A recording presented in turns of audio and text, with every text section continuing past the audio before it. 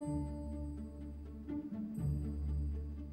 23 novembre 2012 débutait le concours des familles à énergie positive de Sénart. Ce sont donc plusieurs foyers sénartais qui se sont constitués en équipe dans le but de faire baisser leur consommation d'énergie d'au moins 8% sur une année. Nous sommes actuellement à mi-chemin du concours et nous avons voulu en savoir plus sur une de ces familles en allant enquêter à Comble-la-Ville chez les Prouvet, membres de l'équipe du Chêne. Mathis, Tiffen, Lucille, Patricia, Olivier, et nous sommes la famille Prouvet.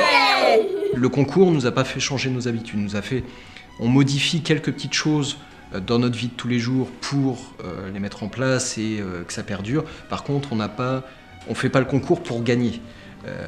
Donc moi j'ai pas arrêté de prendre mes douches tous les jours, ou on n'a pas arrêté de regarder la télévision, non, ou on n'a pas mis le chauffage à 10 et en disant mais c'est pas grave, on mettra une grosse polaire.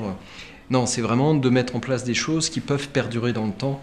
Donc en fait on a changé toutes les 3 ampoules qui étaient en 50 watts au départ par du 30 watts équivalent 50, et puis là j'ai remis une LED qui fait 5 watts en fait, et qui est équivalent 35 watts à peu près. On essaye de faire des efforts, après c'est plus sur des gestes et des actions qu'on ne faisait pas forcément, donc en effet à éteindre les appareils qui sont en veille, on essaye de faire attention quand il fait très froid à fermer, dès que la nuit tombe, de fermer les volets pour éviter de la perte d'énergie. Puis après c'est essayer de sensibiliser les enfants et leur rappeler régulièrement les gestes à faire pour la vie de tous les jours, et puis l'objectif un peu du concours pour essayer de les motiver. Les enfants se sont pris au jeu, puisque une fois j'étais dans le bureau et mon fils est allé éteindre, alors que je lui ai dit mais non, je suis juste sorti 5 minutes du bureau, je vais y retourner, mais non, il a vu que j'y étais pas et il est allé éteindre la lumière de lui-même, donc c'est aussi positif pour ça.